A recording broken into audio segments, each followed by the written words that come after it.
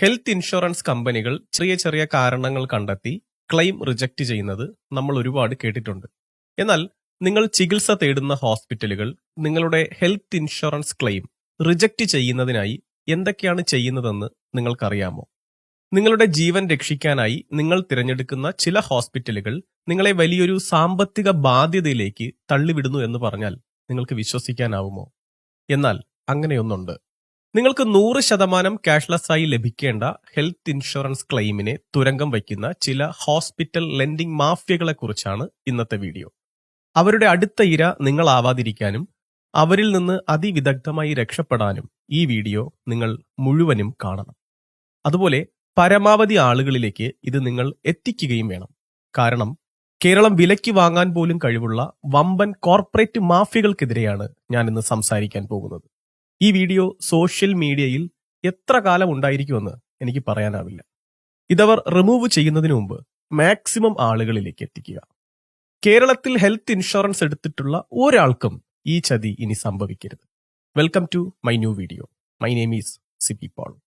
ഞങ്ങളിൽ നിന്ന് health insurance എടുത്തിട്ടുള്ള എല്ലാവർക്കും ഞങ്ങൾ ക്ലെയിം സപ്പോർട്ട് കൂടി നൽകാറുണ്ട്. അതായത് നിങ്ങൾ ഒരു ക്ലെയിം വരുന്ന സമയത്ത് നമ്മുടെ ഡെഡിക്കേറ്റഡ് ടീം നിങ്ങൾക്ക് ഫാസ്റ്റ് ക്ലെയിം അപ്രൂവലിന് ആവശ്യമായ എല്ലാ സഹായങ്ങളും ചെയ്തു തരുന്നു. ഒരു കേന്ദ്ര സർക്കാർ ജീവനക്കാരനായ ഞങ്ങളുടെ ഒരു പോളിസി ഹോൾഡർ ഏകദേശം 2 ആഴ്ചകൾക്ക് മുമ്പ് എന്നെ വിളിക്കുകയും അദ്ദേഹത്തിന്റെ വൈഫിന് സുഖമില്ലാത്തതിനാൽ ഹോസ്പിറ്റലിൽ അഡ്മിറ്റ് ചെയ്യുകയാണെന്ന് അറിയിച്ചു. ഇപ്പോൾ ചില ഔദ്യോഗിക ആവശ്യങ്ങൾക്കായി ശ്രീലങ്കയിലാണുള്ളതെന്നും അദ്ദേഹത്തിന്റെ പിതാവാണ് വൈഫിന്റെ കൂടെ ഹോസ്പിറ്റലിൽ ഉള്ളതെന്നും അറിയിച്ചു. അദ്ദേഹത്തിന്റെ വൈഫ് അഡ്മിറ്റ് ആയിരിക്കുന്ന ഹോസ്പിറ്റൽ എന്ന് പറയുന്നത് എറണാകുളത്തെ വളരെ പ്രശസ്തമായ ഒരു ഹോസ്പിറ്റലാണ്. ചിലപ്പോഴൊക്കെ അവർ വാർത്തകളിൽ ഇടം പിടിക്കാറുണ്ട്. കേരളത്തിൽ തന്നെ അറിയപ്പെടുന്ന 10 ഹോസ്പിറ്റലുകളുടെ പേരെടുത്താൽ ഈ ഹോസ്പിറ്റലും ആ ലിസ്റ്റിൽ നല്ലൊരു പൊസിഷനിൽ ഉണ്ടാവും. മികച്ച ചികിത്സ തന്നെ ലഭിക്കുന്നതിനാണ് അവിടെ തന്നെ അഡ്മിറ്റ് ചെയ്തിരിക്കുന്നത്. എന്നാൽ ഹോസ്പിറ്റലിൽ അവർ അഡ്മിറ്റ് ആയതിനു ശേഷമാണ് ചില പൊരുത്തക്കേടുകൾ നമ്മുടെ ശ്രദ്ധയിൽപ്പെടുന്നത്. സാധാരണയായി ഹെൽത്ത് ഇൻഷുറൻസ് എടുത്തിട്ടുള്ള ഒരാൾ ഏതൊരു ഹോസ്പിറ്റൽ അഡ്മിഷൻ എടുക്കുമ്പോഴും ഹോസ്പിറ്റലിലെ ഇൻഷുറൻസ് ഡെസ്കിൽ നിന്ന് ഒരു ക്ലെയിം ഇന്റിമേഷൻ ഇൻഷുറൻസ് കമ്പനിക്ക് നൽകേണ്ടതുണ്ട്. അഡ്മിറ്റ് ആയിരിക്കുന്നത് എന്ത് ചികിത്സയ്ക്കാണെന്നും എത്ര ദിവസത്തെ ചികിത്സയാണ് വേണ്ടതെന്നും ഏകദേശം എത്ര രൂപ ചിലവ് വരുമെന്നും ഇൻഷുറൻസ് കമ്പനിയെ അറിയിക്കേണ്ടതുണ്ട്. ക്ലെയിം ഇന്റിമേഷൻ ലഭിക്കുമ്പോൾ ഇൻഷുറൻസ് കമ്പനി ചില സാങ്കേതിക പരിശോധനകൾക്ക് ശേഷം ഒരു നിശ്ചിത എമൗണ്ട് പ്രീ അപ്രൂവ് ചെയ്യുകയും ബാക്കി തുക പിന്നീട് ചികിത്സകളൊക്കെ കഴിഞ്ഞ് ഡിസ്ചാർജ് ആവുന്ന സമയത്ത് ക്യാഷ്ലെസ് ആയും സെറ്റിൽ ചെയ്യുന്നു. ഇൻഷുറൻസ് കമ്പനിയിലേക്ക് ക്ലെയിം ഇന്റിമേഷൻ നടത്തുന്നതിനായി ചില ഫോമുകൾ സബ്മിറ്റ് ചെയ്യേണ്ടതായിട്ടുണ്ട്. ഈ ഹോസ്പിറ്റലിലെ ഇൻഷുറൻസ് ടീം ആ ഫോമുകളൊക്കെ സൈൻ ചെയ്ത് വാങ്ങുന്നതോടൊപ്പം തന്നെ ചില അഡീഷണൽ ഫോമുകളിലും സൈൻ ചെയ്ത് വാങ്ങിയിരുന്നു. ഈ അഡീഷണൽ ഫോമുകളിൽ ഒരു സംശയം തോന്നിയതിനാൽ അദ്ദേഹം എന്നെ വിളിക്കുകയും ഈ കാര്യം എന്നെ അറിയിക്കുകയും ചെയ്തു. ഈ എക്സ്ട്രാ ഫോമുകളെപ്പറ്റി ഹോസ്പിറ്റലുകാരോട് ചോദിച്ചപ്പോൾ ഹെൽത്ത് ഇൻഷുറൻസ് കമ്പനിയുടെ ക്യാഷ്ലെസ് സെറ്റിൽമെന്റ് ഡിലേ ആവുകയോ റിജക്റ്റ് ആവുകയോ ചെയ്താൽ ആ സമയം ബിൽ എമൗണ്ട് സെറ്റിൽ ചെയ്യുന്നതിനുള്ള ഒരു ബാക്കപ്പ് പ്ലാൻ ആണെന്നാണ് അവരുടെ വിശദീകരണം. കേൾക്കുമ്പോൾ നമുക്ക് വളരെ ഉപകാരപ്രദമായ ഒരു സേവനം ഹോസ്പിറ്റലുകൾ നൽകുന്നു എന്ന് തോന്നുമെങ്കിലും അതിന് പിന്നിലെ ചതി എനിക്ക് വ്യക്തമായി മനസ്സിലാവുകയും ഞാൻ അദ്ദേഹത്തോട് അതിനെപ്പറ്റി വിശദീകരിക്കുകയും ചെയ്തു. എങ്കിലും ചികിത്സ തുടങ്ങുന്നതിന് മുൻപ് തന്നെ ഒരു തർക്കം ഉണ്ടാവേണ്ട എന്ന് കരുതി തൽക്കാലം ഇത് എവിടം വരെ പോകുമെന്ന് വീക്ഷിക്കാനും ഓരോ കാര്യങ്ങളും അപ്പോൾ തന്നെ എന്നെ അറിയിക്കാനും ഞാൻ അദ്ദേഹത്തോട് പറഞ്ഞു. ഹോസ്പിറ്റലിൽ ചികിത്സ തുടങ്ങി ദിവസങ്ങളായിട്ടും ഇൻഷുറൻസ് കമ്പനിയിലേക്കുള്ള ക്ലെയിം ഇന്റിമേഷൻ നൽകാതിരുന്നത് അവരുടെ ഉദ്ദേശം എന്താണെന്ന് നമുക്ക് വ്യക്തമാക്കി തന്നു. ഞങ്ങളിൽ നിന്ന് പോളിസി എടുത്ത എല്ലാവരോടും ഞാൻ പറയുന്നതാണ്, ക്ലെയിം വരുന്ന സമയത്ത് നിങ്ങളെ സഹായിക്കാനായി നമുക്കൊരു ഡെഡിക്കേറ്റഡ് ടീം തന്നെ പ്രവർത്തിക്കുന്നു എന്നത്. ആ ടീമിന്റെ സഹായത്തോടെ ഞങ്ങൾ ഹോസ്പിറ്റലിലേക്ക് നിരന്തരം ക്ലെയിം ഇന്റിമേഷൻ നൽകുന്നതിനെ പറ്റി ഓർമ്മിപ്പിച്ചുകൊണ്ടിരുന്നു. ഇൻഷുറൻസ് കമ്പനിയിലേക്ക് ക്ലെയിം ഇന്റിമേഷൻ നൽകുന്നതിന് പകരം ഇവരിൽ നിന്ന് കളക്ട് ചെയ്ത ഡോക്യുമെന്റ്സ് ഉപയോഗിച്ച് ഹോസ്പിറ്റൽ മാനേജ്മെന്റ് അവരുമായി പാർട്ണർഷിപ്പുള്ള ഒരു ഫിനാൻസ് കമ്പനിയിൽ നിന്ന് വലിയൊരു തുകയുടെ ലോൺ അപ്രൂവൽ ചെയ്തിരിക്കുകയാണെന്ന് മനസ്സിലായി. ഹോസ്പിറ്റലിൽ അഡ്മിറ്റായി മിനിറ്റുകൾക്കകം ചെയ്യേണ്ട ക്ലെയിം ഇന്റിമേഷൻ ദിവസങ്ങളായിട്ട് നൽകാതിരിക്കുകയും ആ സമയം കൊണ്ട് വലിയൊരു തുകയുടെ ലോൺ അപ്രൂവ് ആക്കുകയും ചെയ്തിരിക്കുന്നു. എന്നിട്ട് അവരോട് പറയുകയാണ്, ഇൻഷുറൻസ് കമ്പനി ഡിലേ ആയാലും നിങ്ങൾക്ക് ബുദ്ധിമുട്ടുണ്ടാകാതിരിക്കാൻ ഞങ്ങൾ നൽകുന്ന ഒരു സേവനമാണ് ഇതെന്ന്. അടിപൊളി.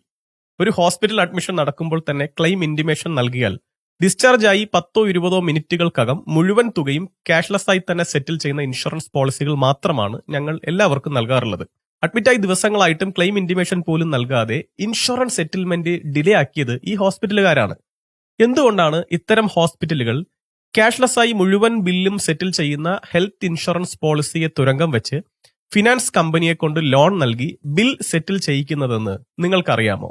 അത് ഹോസ്പിറ്റലുകൾക്ക് കൊള്ള ലാഭം നേടുന്നതിന് വേണ്ടിയാണ്. ഇൻഷുറൻസ് പോളിസിയെ തുരങ്കം വെച്ചിട്ട് ഹോസ്പിറ്റലുകൾ എങ്ങനെയാണ് കൊള്ളലാഭം ഉണ്ടാക്കുന്നത് എന്നറിയണ്ടേ? പറഞ്ഞുതരാം. ഒരു സിറ്റിയിൽ മാത്രം അറിയപ്പെടുന്ന ഹോസ്പിറ്റലുകളെക്കാൾ വളരെ വലുതാണ് രാജ്യം മുഴുവൻ സർവീസ് നൽകുന്ന ഇൻഷുറൻസ് കമ്പനികളെന്ന് നിങ്ങൾക്കറിയാമല്ലോ.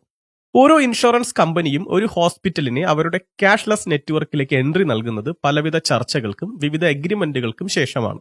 ഇൻഷുറൻസിൽ ക്ലെയിം നൽകുന്ന ഓരോ പ്രൊസീജിയറുകൾക്കും ഓരോ സർജറിക്കും ഹോസ്പിറ്റലിന് വാങ്ങാവുന്ന ഒരു മാക്സിമം എമൗണ്ട് ഉൾപ്പെടുന്ന പ്രൈസ് ചാർട്ടുകൾ രണ്ട് പാർട്ടിയും അംഗീകരിച്ച് സൈൻ ചെയ്യുന്നുണ്ട്. ഉദാഹരണത്തിന് ഒരു സർജറിക്ക് യഥാർത്ഥത്തിൽ ചിലവാകുന്ന തുക 30,000 രൂപയൊക്കെ ആണെങ്കിലും എഗ്രിമെന്റ് അനുസരിച്ച് 1,00,000 രൂപ വരെ ഉണ്ടാവും. പക്ഷേ നമ്മുടെ നാട്ടിലെ ഹോസ്പിറ്റലുകൾ മിക്കവാറും ആ പരമാവധി തുക തന്നെയാണ് ബിൽ ചെയ്യുക. ചുരുക്കി പറഞ്ഞാൽ എഗ്രിമെന്റ് അനുസരിച്ച് ബിൽ ചെയ്താലും ഹോസ്പിറ്റലുകൾക്ക് നല്ലൊരു തുക ലാഭമാണ്. പക്ഷേ അതുപോരാ എന്നാണ് അത്യാഗ്രഹികളായ ചില ഹോസ്പിറ്റൽ മാനേജ്മെന്റ് ചിന്തിക്കുന്നത്. അതുകൊണ്ട് അവർ പല വളഞ്ഞ വഴികളും സ്വീകരിക്കുന്നു. ആ എഗ്രിമെന്റിൽ പറഞ്ഞിരിക്കുന്നതിനേക്കാൾ കൂടുതൽ തുക ഇൻഷുറൻസ് ക്ലെയിമിൽ ചാർജ് ചെയ്യാൻ ഹോസ്പിറ്റലുകൾക്ക് കഴിയില്ല. അഡ്മിറ്റ് ആവുന്ന രോഗികൾക്കാണെങ്കിൽ ഇൻഷുറൻസ് ഉണ്ട് താനും. അപ്പോൾ എന്ത് ചെയ്യും? ഇൻഷുറൻസിൽ ക്ലെയിം ചെയ്യുന്ന ട്രീറ്റ്മെന്റുകൾക്ക് കൂടിയ ബിൽ ഇടാനാവില്ലല്ലോ. ട്രീറ്റ്മെന്റ് നൽകുകയും വേണം, കൂടിയ തുക ഈടാക്കുകയും വേണം. ഇൻഷുറൻസിൽ ആ കളി നടക്കില്ല. അപ്പോൾ എങ്ങനെ ഇൻഷുറൻസ് ഉള്ള രോഗിയിൽ നിന്ന് കൂടുതൽ തുക ഈടാക്കാം? അതിനാണ് അവർ ഹോസ്പിറ്റലിൽ ഒരു ലെൻഡിംഗ് സ്കാം സെറ്റപ്പ് ചെയ്യുന്നത്. മിക്കവാറും ഹോസ്പിറ്റലിനകത്ത് കാണുന്ന ഇത്തരം ഫിനാൻസ് കമ്പനികൾ ഈ ഹോസ്പിറ്റൽ മാനേജ്മെന്റിന്റെ തന്നെ ബിനാമി കമ്പനികളായിരിക്കാം. ഹോസ്പിറ്റലിന് പുറത്ത് നിങ്ങൾ ഒരിടത്തും കാണാനിടയില്ലാത്ത ഫിനാൻസ് കമ്പനികളായിരിക്കും അത്. ഇതുവരെ ഹോസ്പിറ്റലിൽ നിന്ന് ലഭിച്ച കൊള്ളലാഭം മുഴുവൻ ഫിനാൻസ് കമ്പനിയിലൂടെ വീണ്ടും പല മടങ്ങ് വർദ്ധിപ്പിക്കുകയും ചെയ്യാം.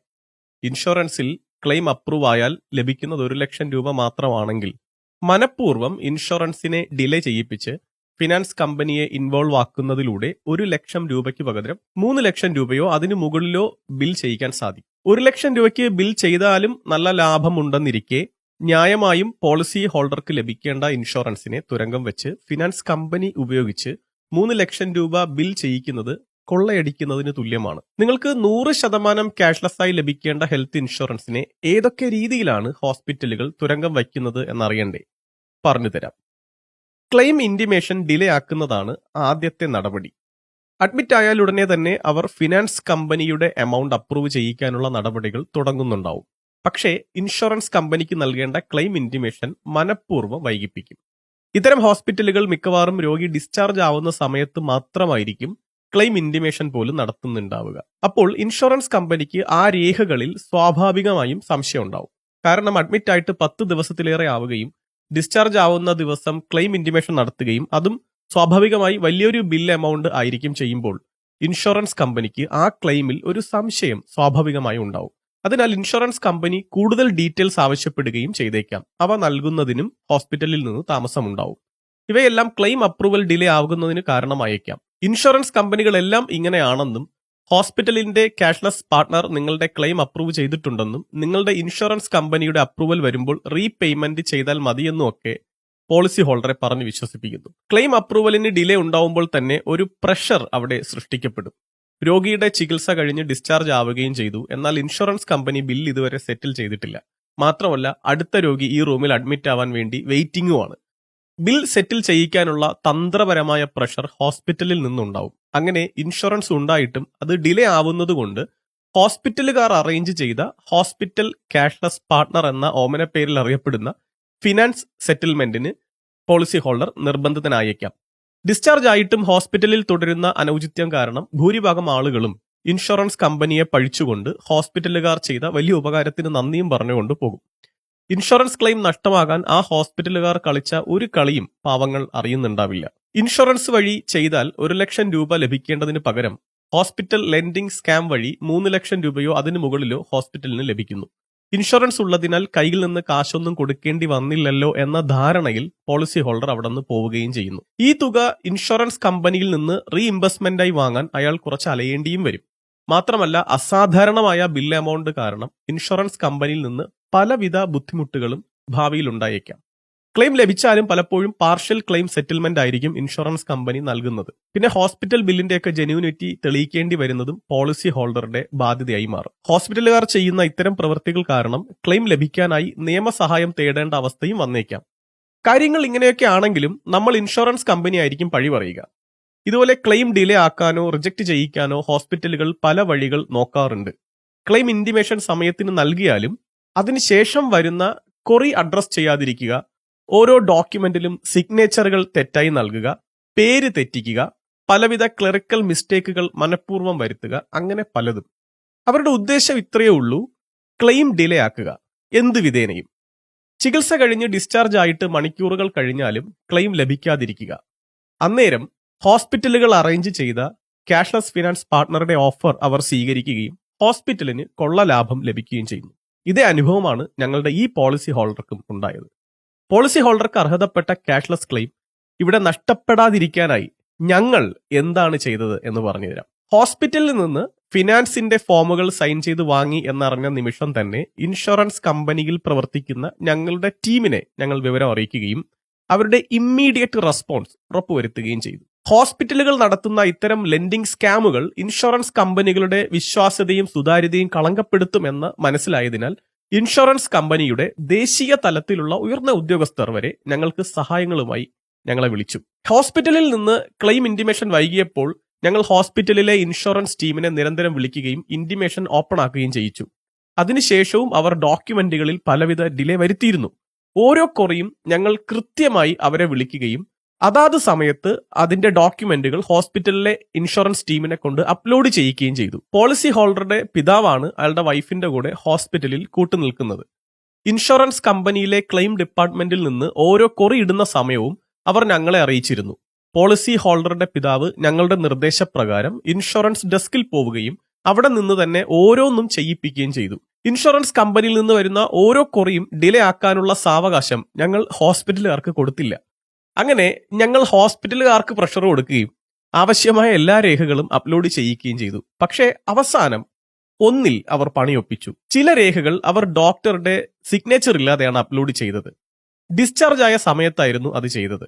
ഞങ്ങൾ ചോദിച്ചപ്പോൾ ഡോക്ടർ ഇപ്പോൾ സ്ഥലത്തില്ല, ഇന്നിനി നടക്കില്ല, ഞങ്ങൾ വേറെ ക്യാഷ്ലെസ് റെഡിയാക്കിയിട്ടുണ്ട് എന്നൊക്കെ പറഞ്ഞു. വൈകുന്നേരം വരെ വെള്ളം കോരിയിട്ട് കുടമിട്ടുടയ്ക്കാൻ മനസ്സനുവദിക്കാത്തത് കൊണ്ട് ഞാൻ നേരിട്ട് ഹോസ്പിറ്റലിൽ വിളിച്ചു. ഇൻഷുറൻസ് ടീമിന്റെ മാനേജറോട് പറഞ്ഞു, നിങ്ങൾ എന്താണ് ചെയ്യുന്നതെന്നും എന്തിനാണ് ചെയ്യുന്നതെന്നും എനിക്ക് നന്നായി അറിയാം. പക്ഷേ അവിടെ അഡ്മിറ്റ് ആയിരിക്കുന്നത് എൻ്റെ കസ്റ്റമറാണ്. അവർക്ക് ക്യാഷ്ലെസ് ക്ലെയിം തന്നെ കിട്ടണം. അതിന് നിങ്ങളുടെ ഭാഗത്തു നിന്ന് കൃത്യമായ ഡോക്യുമെന്റുകൾ കൃത്യമായി തന്നെ അപ്ലോഡ് ചെയ്യണം. നിങ്ങൾ വരുത്തിയ മിസ്റ്റേക്ക് അബദ്ധത്തിൽ വരുന്ന മിസ്റ്റേക്ക് അല്ല എന്ന് ഞങ്ങൾക്ക് നന്നായിട്ട് അറിയാം. നിങ്ങൾ എന്തിനാണ് ഇങ്ങനെ ചെയ്യുന്നതെന്ന് ഞങ്ങൾക്കറിയാം. നിങ്ങൾ ഫിനാൻസ് അറേഞ്ച് ചെയ്ത കമ്പനിക്കും നിങ്ങളുടെ ഹോസ്പിറ്റൽ മാനേജ്മെന്റിനും തമ്മിലുള്ള ബന്ധം എന്താണെന്നും ഞങ്ങൾ ഇപ്പോൾ മനസ്സിലാക്കിയിട്ടുണ്ട്. ഈ ക്ലെയിമിന് എന്തെങ്കിലും ഇഷ്യൂ വന്നാൽ ഞാൻ ഈ പറയുന്ന കാര്യങ്ങളെല്ലാം എനിക്ക് അറിയിക്കേണ്ട ആളുകളെ അറിയിക്കേണ്ടതായിട്ട് വരും. നിങ്ങൾ ഈ ചെയ്തത് ഇൻഷുറൻസ് കമ്പനിയുമായിട്ടുള്ള നിങ്ങളുടെ എഗ്രിമെന്റിന് വിരുദ്ധമായ കാര്യങ്ങളായതിനാൽ സ്വാഭാവികമായും ഇൻഷുറൻസ് കമ്പനി നിങ്ങളുടെ ഹോസ്പിറ്റലിനെ ബ്ലാക്ക് ലിസ്റ്റ് ചെയ്യും. ഒരു കമ്പനി നിങ്ങളെ ബ്ലാക്ക് ലിസ്റ്റ് ചെയ്താൽ അതേ കാരണം കൊണ്ട് തന്നെ മറ്റ് ഇൻഷുറൻസ് കമ്പനികൾക്കും നിങ്ങളെ വേണമെങ്കിൽ ബ്ലാക്ക് ലിസ്റ്റ് ചെയ്യാനാവും.